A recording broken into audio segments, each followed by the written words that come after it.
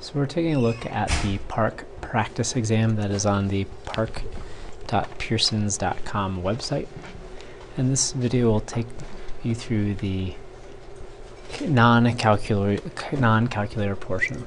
And for the first question, we have 1 over 2 to the 6th power.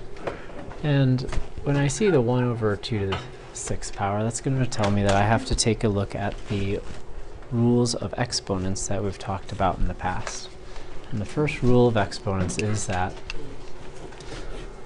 and of course it's not going to write, a to the x times a to the y is going to be equal to the a to the x plus y power. In other words, if the base is the same, I have to add the exponents. So, for example, if I had a to the 4th times a to the 2nd, that would be equal to a to the 6th. The other rule that we're going to be using is the rule that says a to the negative x is equal to 1 over a to the x power. So if I had a to, to the negative 6, it would be equal to 1 over a to the positive 6th power. And obviously you can see immediately that that's the condition that we have here. So we're looking for negative exponents that when added together, we get... Can't use this card. What's wrong with that card? It's got iPad 4s with the firewire. Is that the one Yema had? It's the keyboards are free. Is that the one Yema had? Could you tell Melissa that if she doesn't find us computers, we're not doing the test? There's plenty of computers. Just we can't use this card. Okay, but we're not going to be running around the build. I know it's not your fault. Well, I mean, but that's, you guys are supposed to get your own and be ready. I don't know what to say. That's what's going to happen tomorrow, though. I've got 2 cards up here for you. Moving on that happy note. So, if I add negative 5 and negative 1 together, do I get negative 6? And the answer is yes, I do. So I'm going to mark that button. Anytime now. There we go. Since I'm adding the exponents, negative 3 plus 2 is negative 1. That doesn't get negative 6. Negative 2 plus negative 4, well, that is 6. 1 and 5, that's positive 6. That's not right. 1 and 6, that's 7. 2 plus negative 8, well, that is negative 6. And then that one multiplied together, that is going to equal positive 6. So there we have it. Again, the important thing is the rules, making sure you know the rules. Alright, for our next problem, we're just solving a basic linear system of equations. And since it's kind of a longer problem, I'm going to write it out.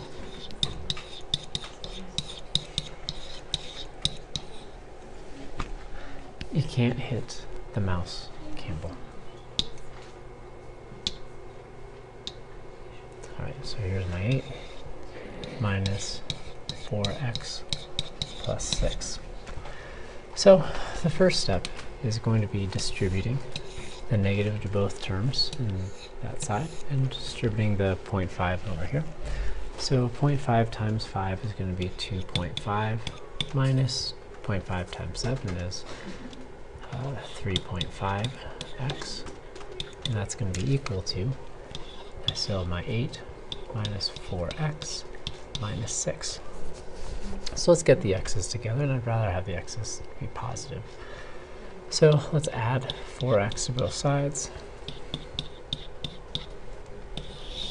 And so I get negative 3x plus 4x, negative 3.5x plus 4x is 0.5x. I've done nothing with the 2.5, and that's going to be a positive. And that's equal to 8 minus 6. Oh, wait a second. 8 minus 6, that's just equal to 2. So then let's subtract 2.5, subtract 2.5, and I get a grand total of 0.5x is equal to negative 0.5, divide by 0.5, divide by 0.5, and I get x is equal to -1. So -1 needs to be typed in here. Let's see if it'll let me do that.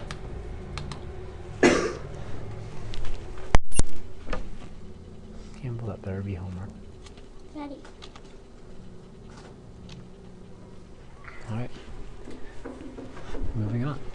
Number 3.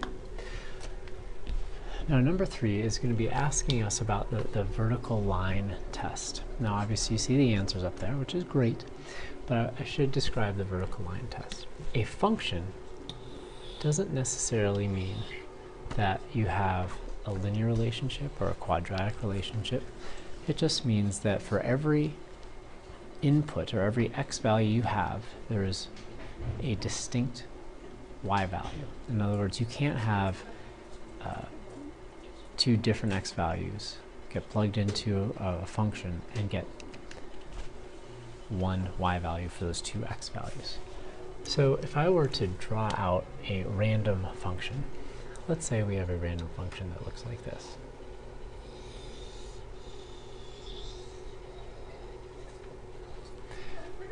And this one here is more like a quadrat or an exponential or curve here. So I have my vertical line, and if I pass this vertical line through the entirety of my graph, for every x value I only have one distinct y value. Because anywhere I go, I cross the graph only once. This again is called the vertical line test. So this is a function. Let's have a different example. Let's say I have a circle. Or better yet, let's try an oval, because the chances of me drawing a perfect circle are slim to none. So an oval obviously is a shape, but it's not going to pass the vertical line test, because right here you can see that my vertical line is crossing two different points on the graph. So this is not a function. What does it mean for this problem? It means for every input you can only have one value here. So I can't put 1. You need to make sure you don't touch anything, Campbell. Oh my god, it's driving me crazy. For every so you can't have 1 over here because we already have a 1. You can't have 5 over here because you already have a 5. So that's why you know that it has to be the way it is. Alright, the next problem, again, is a problem of the vertical line test. So what that means is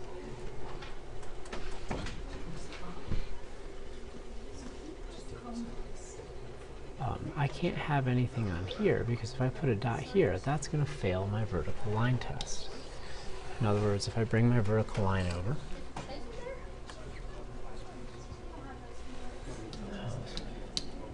hello,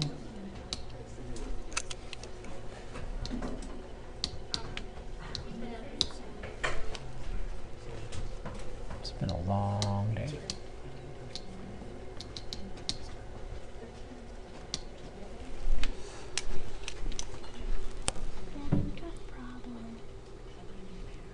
You gotta figure out yourself, buddy.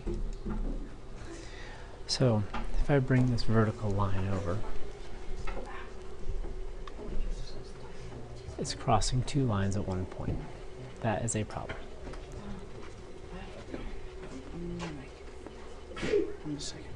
Okay, I'll see you for detention tomorrow. You didn't finish your homework, and you did not finishing it here. Too bad, so sad.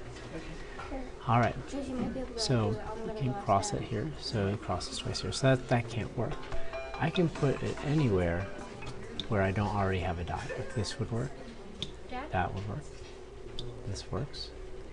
This line works because I have no dots. So anywhere in there would give me a point that would make it a function, because it all passes the vertical line test.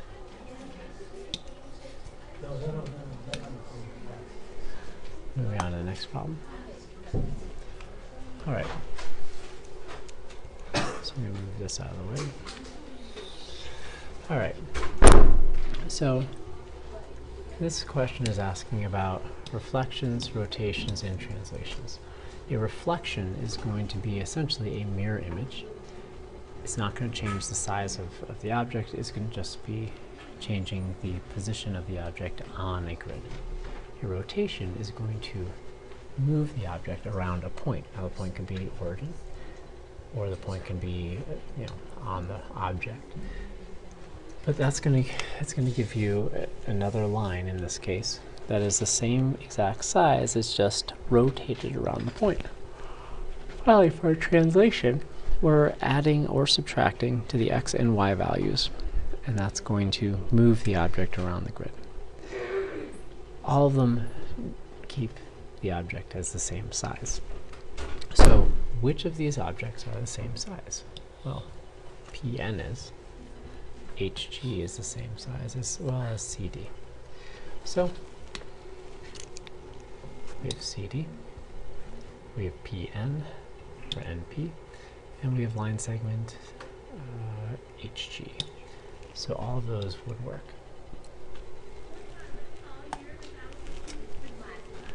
All right. Moving on with our rotations. Now we have triangle PQR, and we're rotating it counterclockwise about the origin. So that means it's moving right here from that point right there. I'll put a little dot there. And it's 40 or 90 degrees counterclockwise. So that means it's going to rotate this way 90 degrees. Well, if this is 1 over 2 up, we're not going to go 2 over 1 up. When this was 2 over 1 down, now it's 2 down, 1 over. And then for this r value, it's 2 and 2. So here's my new shape, where this is Q prime. This object is going to be P prime, and this is going to be R prime.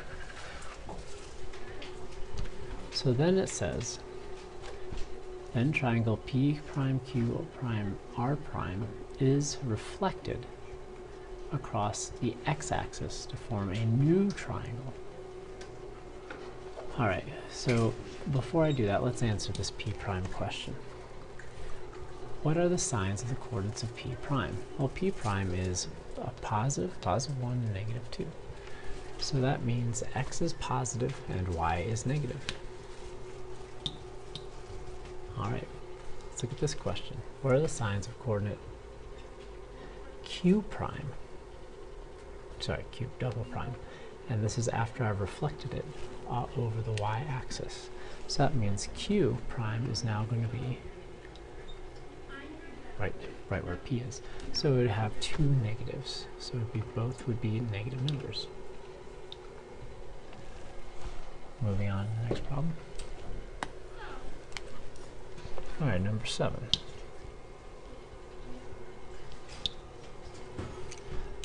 Hopefully it'll clear sometime soon. Lines M and N are parallel on a coordinate plane. Sounds like a geometry problem that I should probably draw. So I have M,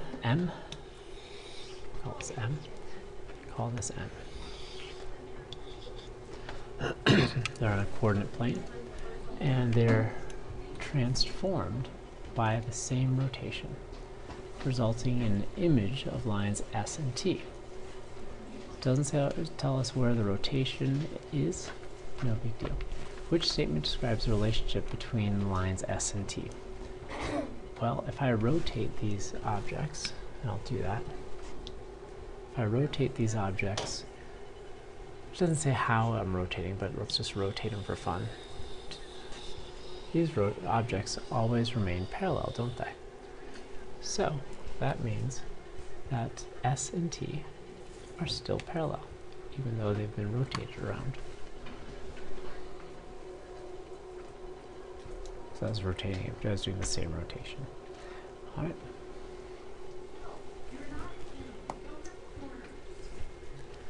All right, number number 8. One type of ant weighs 3 times 10 to the negative third. So 3 times 10 to the negative third. Well, what does this mean? This means if I have a 3, here's my decimal point, I move it 1, 2, 3 spaces in the negative direction. But it can carry 1.5 times 10 to the negative first. Well, what does that mean? And I move it over once. Approximately, how much or how many times its own body weight can this certain type of ant carry?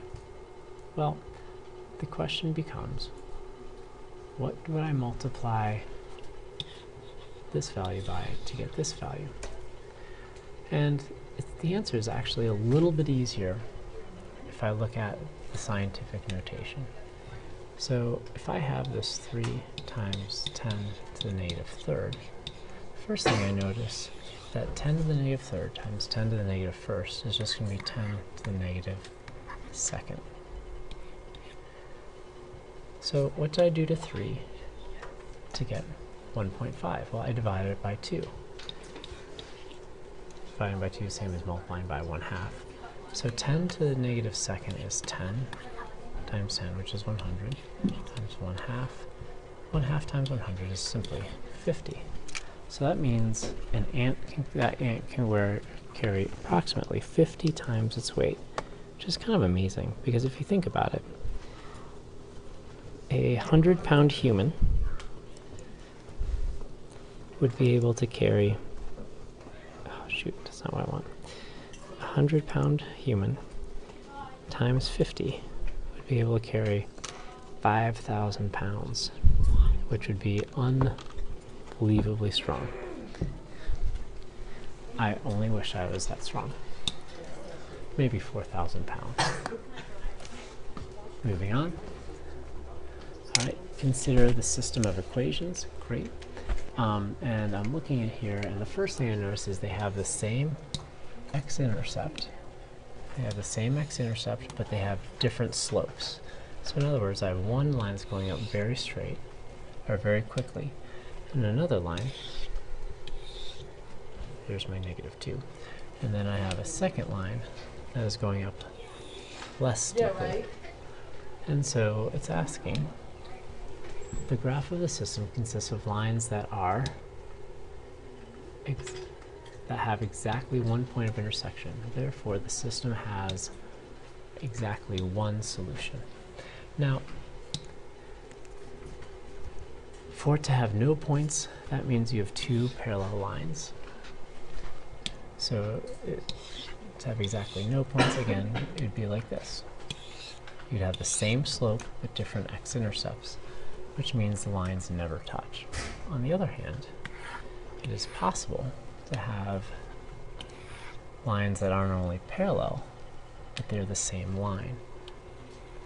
So they'd have the same slope, same y-intercept, and that would have many, many different points of intersection because they're the same lines, like one line graphed on top of another line. So then we've finished the non-calculator portion, so hopefully that helped you on your studies.